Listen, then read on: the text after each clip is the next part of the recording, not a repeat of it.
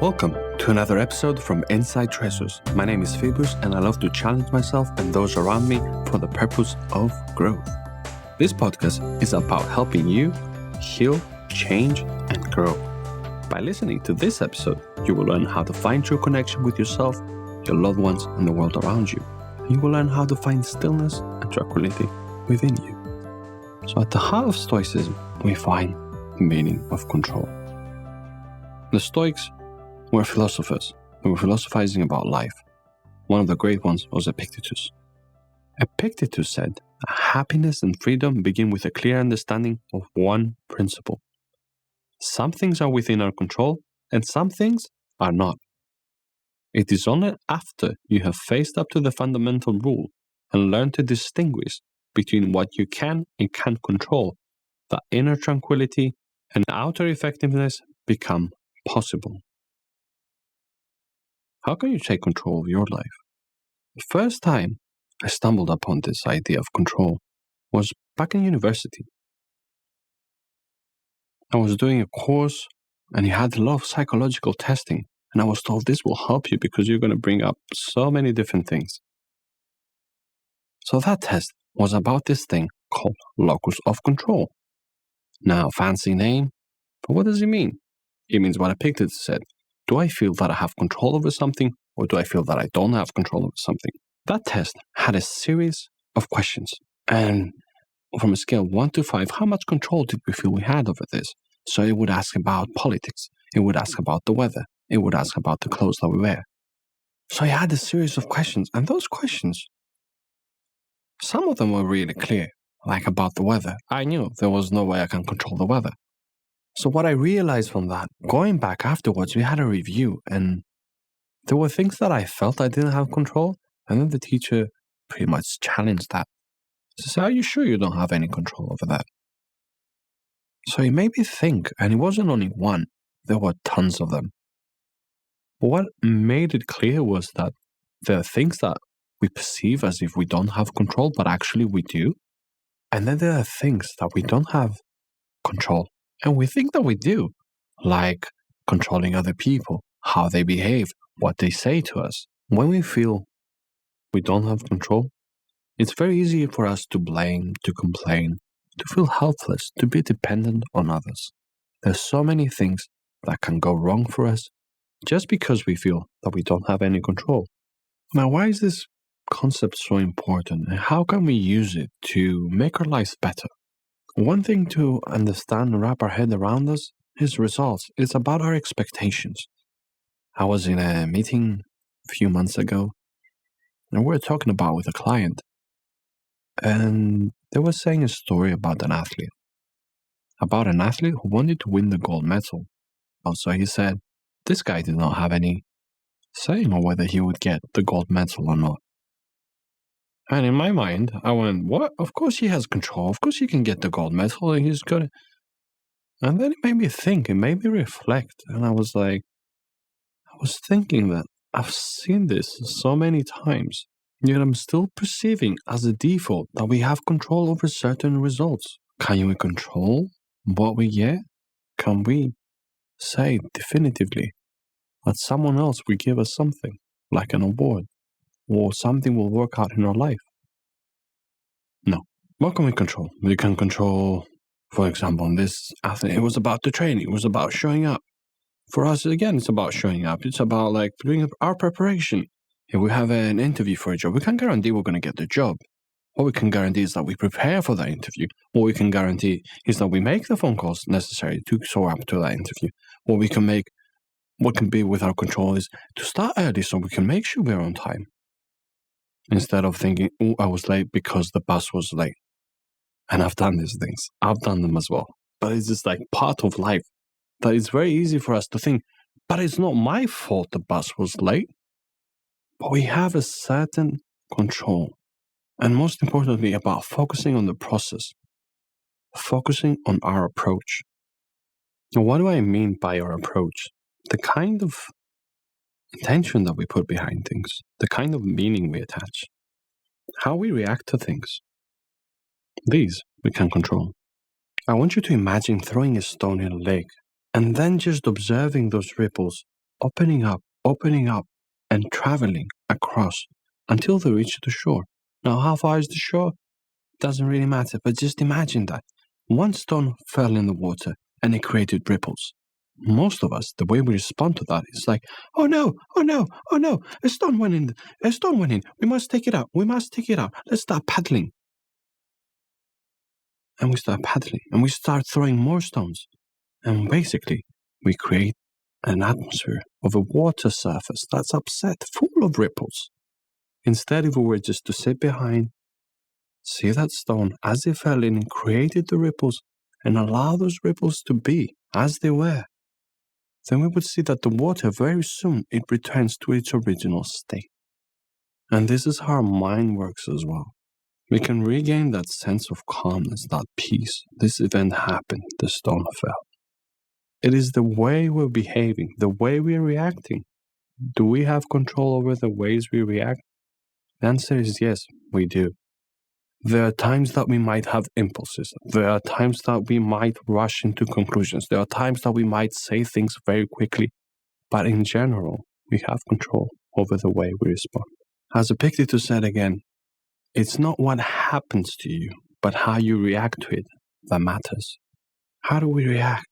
How do we think? And the kind of meaning we attach to things. What kind of meaning am I adding to this now? I had a thought. I had an emotion. Something happened to me. Am I taking this all the wrong way and twisting it around? Someone said something to me. Am I taking this too personally through my ego? Did I perhaps misunderstand what was said? Meaning, we make it up. Some of it is like predetermined by our predispositions, by our past, but we still make it up and we can change it. We can reframe a situation. How do we reframe? We ask the basic question. What else could this mean? Is this really true? Can I add a different meaning? Are they perhaps having a bad day? This person said this to me. Would they be having a bad day? Could something bad have happened to them? I remember I went into a cafe, again, not long ago. The lady looked at me. She came to take my order. I wasn't ready. She looked at me in what I perceived to be a funny way. And I got it all personally. And I start twisting all inside and thinking, that's not good. That's not good. How could she look at me like that? But then I applied these things, this meaning that I was adding to it. And then I observed her. I observed myself and then I observed her. I could tell that she was tired. And I started to think of different meanings I could add to that situation. It was the end of the day. Perhaps she had a really bad day. Perhaps there were a lot of people who were demanding things from her that she couldn't, customers. We can be a funny species. We can ask of all sorts of things. Then I took it even a step further. I started to think, maybe someone died in her family. I know it can get crazy, but which one is more crazy? The fact that she looked at me in a funny way, or that I perceived it that way, or the fact that I'm thinking that maybe she's having a bad day or someone died? That gave birth to compassion for me. It gave birth to compassion towards her. And then when she came back, I was more open toward her. I was happy. I was more pleased with myself and with her. Because I would actually connect and relate with her, although I didn't even know her. And I removed myself from that situation of being there, being stuck, having a meaning that doesn't make sense, and shifting that meaning around. I could never have changed the way she looked at me. And maybe she didn't even look at me in a bad way. Maybe it just reminded me of something, of someone that looked at me like that in the past. See, our subconscious comes in. Our mind is always trying to make sense of what's going on around us.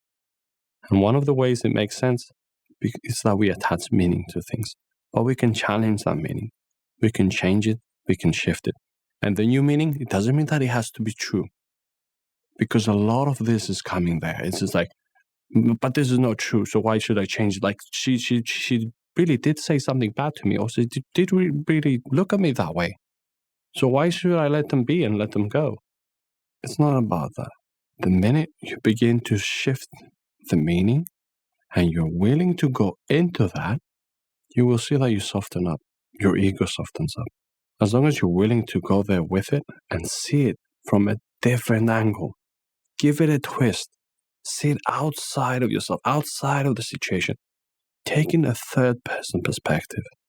And yeah, it doesn't have to be true, but be willing to go in it. What we find is that through this process of changing the meaning, we regain control. Instead of feeling helpless and powerless about everything that happened to us that was so terrible, we actually change the meaning. And that way, we become more lighthearted. Life becomes more joyful. The biggest thing about control is controlling ourselves versus controlling others. The one thing we all need to forget, and it comes through the ego, is controlling others, having expectations about others, and sometimes the expectations we don't even have for ourselves, and that everyone has to match those expectations. Everyone has to walk in line, and they have to make sure they behave the way we want them to behave, even if we never told them so. You can see how this is unrealistic, how it's toxic, how it's manipulative. This is the ego showing up, and it harms our relationships. What can we do? We're judging, we're expecting. What's the opposite of that? That comes from mindfulness as well. Accepting, non-judgement, accepting things as they are. And that is not about other people, it's also about ourselves. Can I accept myself as I am, right here, right now? So let's start with controlling ourselves. Let's start with controlling our emotions and thoughts. Even if it's as a fundamental belief, an ideal, what we strive to get to. Ancient Greek philosophy was a lot about ideals. It was about guidelines. It was about principles that we can all follow or strive to follow. So it comes down to emotions and thoughts. Can I control them? Well, maybe I can control a lot of them. Some of them, they creep up and I'm not even sure where they're coming from. But if we begin with that belief, even when we don't always get it to happen, when we have this on the back of our minds, there will be times we fail. So what? We accept that again. We make space for that to happen. We allow it to happen. And we stand firm behind it. And the meaning we can add to this is that we're learning. We're still learning. And that's completely fine. One more concept from psychology. The concept of self-efficacy. Self-efficacy is another jargon word. What does it mean? It's about a person's belief that we can accomplish a particular activity. Why do we need that belief that we can do something? Because when we lack that belief, then it's very easy to understand and see that if we lack the belief, we lack the control. How can I control something that I don't believe in? It becomes very difficult. We become passive. We become helpless. After all, there's nothing I can do, right? What can you do? Do we think we lack control because we lack belief? We lack confidence? But ask yourself to shift this around again. What can I control? I can control my intentions. I can control my approach. You see, a lot of what we've been talking about through this episode, it's about finding the things that we can control. And we said the things that we can to accept. But we need to be certain that the things that we say that we can't, we truly can't. And the things that we think that we can, but we can't. We need to uncover that as well. And we have to be honest with ourselves. And it takes work. And it takes self-reflection. Something we could all do more of. More and more and more. An active conversation with ourselves. We're coming back into being aware. Back to understanding what is going on. What is happening. We can then leverage and work on our belief about our ability to accomplish things and to respond. This is where self-efficacy comes. It's about being capable, and we all are. Just to summarize the things we talked about, focusing on ourselves and not others, practicing acceptance and non-judgment, changing the meaning of things, and taking responsibility of how we react, of how we feel, taking responsibility of the things that we can control. Because when we take responsibility, that is the moment when we become responsible for our own inner world that we regain control. When it's Mary's fault, when it's our manager's fault, we don't have control. When we're blaming, when we're passive, when we're helpless, we don't have control. So can I regain control of this circumstance? Can I change its meaning? Can I change the way I react? What can I change? I'm already feeling responsible about it. It means I'm taking control. And we all need to take control and take hold of our inner world. And it's something we're constantly failing at. And it's something we constantly can learn from. What I want you to think, how is this control thing showing up in your life? A little hint, it shows up everywhere. It's in relationships, with ourselves, with others, and the world's circumstances, the things that are happening to us. But what can you do to be more sensitive? How can you uncover those things that you can control? How can you uncover those things that you can control? On the things that you feel you have no control, but actually you have control. How can you overcome that lie, that deception that yourself is telling you, well, there's nothing I can do? You better challenge every single thing that you feel you have no control over. Find the variables, no matter how small, and then exert that control, whether that's the meaning or something that you can do. But first we have to become aware. Then we can do something. Exert a little bit of control. We don't have to be control freaks. This is about us controlling how we feel. This is about us controlling what we think. Assert this new truth that you have the ability to respond and to control the things that you can control. Be responsible for your inner world, as it is within your reach and control. Lastly, accept the things you can't control. Just accept them. Challenge it first. Is it true that I can't control this? Is this something that I'm missing out? But then accept it. And that is exercising control, because you're getting hold of how you react to these things that you can't control. We're practicing non-judgement and acceptance. When we begin to accept things, we open up, we blossom, we create room for ourselves and others to just be as we are. Yes, with our vices, with our faults, with our fallacies. The minute we do that, those things begin to diminish. We stop resisting, we stop fighting. We let the ripples spread and tranquility to get hold of again. We let go, and as we soften our grip, the sand falls effortlessly, without struggle, completely at ease, like a candle, dripping its wax, ever so softly, ever so gently. The best years of your life are the ones in which you decide your problems are your own. You do not blame them on your mother, the ecology, or the president.